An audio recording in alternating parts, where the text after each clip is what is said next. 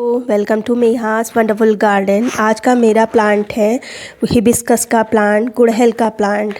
अगर आपने एक भी प्लांट गुड़हल का लगा रखा है तो ये वीडियो आपके काम का हो सकता है, क्योंकि दो चीज़ें मैंने ऐसी इसमें बताई हैं जिसके बिना आप गुड़हल का प्लांट अच्छे से ग्रो नहीं कर सकते हैं। ग्रो तो हो जाएगा लेकिन उतनी अच्छे से फ्लावरिंग नहीं होगी जितनी अच्छे से होना चाहिए। तो वीडियो पूरा देखिएगा।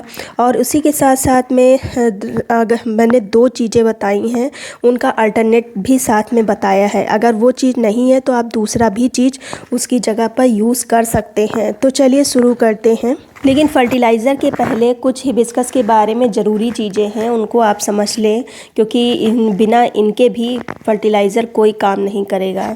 तो पहले नंबर पर, अगर आपका पुराना प्लांट है, 1-2 साल पुराना प्लांट है, तो उसका आप रीपॉटिंग ज़रूर कर दें।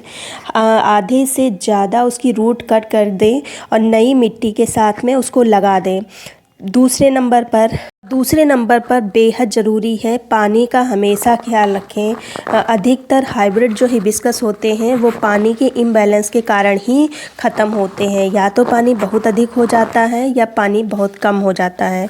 तो देखिए, शाम का टाइम है, ऊपर से मेरी मिट्टी ड्राई लग रही है और जैसे ही मैं खुरपी लगाती हूँ नीचे से मिट्टी मॉइस्ट निकल रही है। तो हमेशा मिट्टी आपकी ऐसे ही रहनी चाहिए। शाम के टाइम जब आप सुबह पानी देंगे तो शाम के टाइम ऐसे ही मिट्टी हो जाएगी। तो मैं हमेशा सुबह ही पानी देती हूँ, जिसके कारण जो मिट्टी है वो शाम तक हल्की सी ड्राई हो जाती है। जैसे कि ये देखिए, ये मिट्टी मेरी कितनी भुरभुरी है और लेकिन अंदर से नमी बनी हुई है। तो मिट्टी को ऐसे ही रखना है, बहुत ही ज़्यादा कीचड़ वाली नहीं रखना है, क्योंकि कीचड़ वाली जब मिट्टी हो जाती है तो पौधे की जो रूट है वो अच्छे से डेवलप नहीं हो पाती, वो ऑक्सीजन अच्छे से नहीं ले पाती। तो इसलिए पानी का विशेष ध्यान रखें। अब अगर बात आती है इनकी फर्टिलाइज़र की, तो बेसिक जो फर्टिलाइज़र है जैसे गोबर की खाद या वर्मी कंपोस्ट, वो तो आप महीने महीने दे ही रहे होंगे। उसके साथ में एक जो बहुत ही ज़रूरी फर्टिलाइज़र है खासकर हिबिस्कस के लिए, वो है पोटास। अगर आप पहले से प्लांट लगा रहे हैं तो इसके बारे में बहुत अच्छे से जानते होंगे। अगर आप बिगनर हैं तो मैं बताती हूँ इसकी कमी से क्या होता है। इसकी कमी से जो कलियाँ हैं वो खिले बगैर ही गिरने लगती हैं। साथ ही साथ जो अगर फ्लावर खिलता है तो वो पूरे अपने साइज़ का नहीं खिलता, आध खिला ही झड़ जाता है।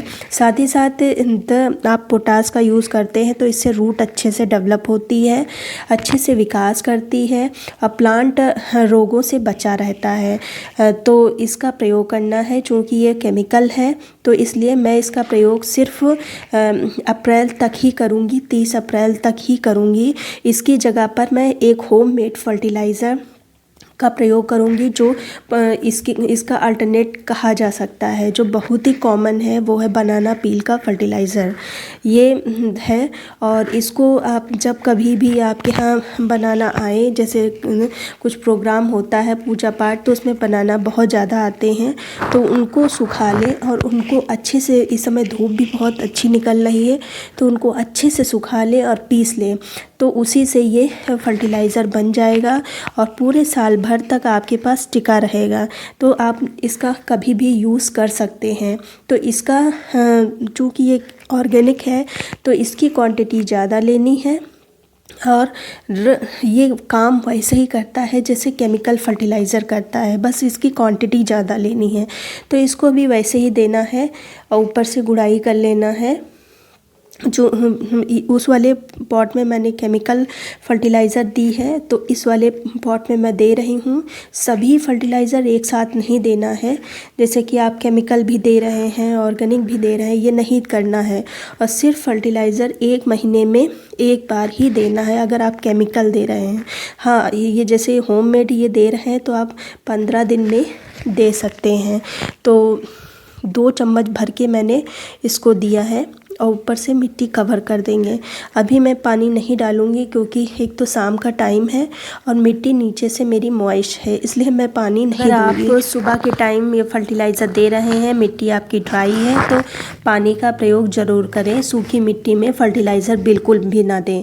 अब आती है दूसरे फर्टिलाइज़र की, तो ये भी बहुत ही ज़रूरी है हिबिस्कस के लिए। अक्सर आपने देखा होगा गुड़हल के प्लांट कुछ ऐसे होते हैं जिनके पूरे पूरे पत्ते पीले होते हैं और उनकी नसें से दिखने लगती हैं, तो इसी फर्टिलाइज़र की कमी से ऐसा होता है। और अगर ज़्यादा दिन तक ये कमी बनी रहती है तो प्लांट मरने की कगार पर आ जाता है। तो ये है माइक्रोन्यूट्रिएंट, जो कि गुड़हल का जो प्लांट होता है उसमें जो फ्लावर का साइज़ होता है वो बड़ा होता है, तो और अच्छी खासी क्वांटिटी में फ्लावर भी निकलते रहते हैं, तो जिसके कारण इसमें न्यूट्रिएंट की कमी हमेशा बनी ही रहती है। तो आपको लगातार ये ऑर्गेनिक इनका फर्टिलाइज़र है, तो इसको आपको 15-15 दिन पर हिबिस्कस के प्लांट में डालना होगा। ये केमिकल जो कि नहीं है तो इसकी क्वांटिटी थोड़ी सी ज़्यादा लेनी होगी। जैसे कि ये 12 इंच का पॉट है और इसमें मैंने 1 चम्मच भर के इसको लिया है, तो 15-15 दिन पर आपको हिबिस्कस को ये फर्टिलाइज़र देना होगा। जो बेसिक फर्टिलाइज़र है उसके साथ में इसको इंक्लूड भी कर सकते हैं। इसको कर सकते हैं, बनाना पील के फर्टिलाइज़र को भी इंक्लूड कर सकते हैं। तो आप गर्मी पड़े जो मई जून की गर्मी में भी इसको इस्तेमाल कर सकते हैं। ये 2 फर्टिलाइज़र बेसिक फर्टिलाइज़र के साथ में अगर इस्तेमाल करेंगे तो आपको गुड़हल में कोई भी शिकायत नहीं होगी। जैसे कि मेरे जो प्लांट हैं वो कम से कम मेरे पास 5-6 सालों से बने हुए हैं और अच्छे से फ्लावरिंग भी कर रहे हैं। तो इसका कारण यही है कि मैं इन सब खादों का प्रयोग करती हूँ। अब अगर न्यूट्रिएंट आपके पास नहीं है बायोवीटा तो आप सीवीड इस्तेमाल कर सकते हैं, ये भी बहुत ही अच्छा है। सभी जो गुड़हल की सभी कमियों को ये दूर करता है। तो उसके इस्तेमाल करने की विधि इसके पीछे लिखी है, बताना बेकार है, लेकिन आप माइक्रोन्यूट्रिएंट मंगा लें या तो बायोवीटा ये मंगा लें। इससे आपके गुड़हल बहुत ही अच्छे से ग्रोथ करेगा और नई नई जो पत्तियां निकलेंगी, नई नई कलियां निकलेंगी। जैसे कि मैंने अभी फरवरी में ही इसकी रिपोर्टिंग ऊपर से कटिंग करी और देखिए नई नई ग्रोथ स्टार्ट हो गई है, उस पर कलियां बनना स्टार्ट हो गई हैं। तो इन सब का आप प्रयोग करें और नई नई कटिंग ज़रूर लगाएं, पौधों को की संख्या बढ़ाएं और मेरी बताए टिप्स को अपनाएं तो पौधे की संख्या ही बढ़ेगी, पौधे घटेंगे नहीं, क्योंकि उनमें कोई प्रॉब्लम नहीं होगी तो आपका प्लांट ख़राब नहीं होगा।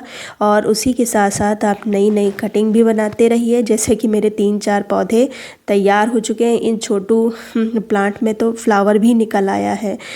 कि अब कटिंग लगाने के लिए थोड़ा सा लेट हो गया है, लेकिन ट्राई करिए, कोकोपीट में लगाइए, हो सकता है कटिंग आपकी सक्सेस हो जाए, वरना बरसात में तो 100% लगाइए कटिंग, नए नए प्लांट बनाइए। उम्मीद करती हूँ जानकारी अच्छी लगी होगी, मैंने जो आपको टिप्स बताई वो अच्छी लगी होगी। अगर अच्छी लगी है तो एक लाइक कर दीजिए, सब्सक्राइब कर लीजिए। मिलते हैं फिर किसी वीडियो में नई जानकारी के साथ, तब तक की गुड बाय।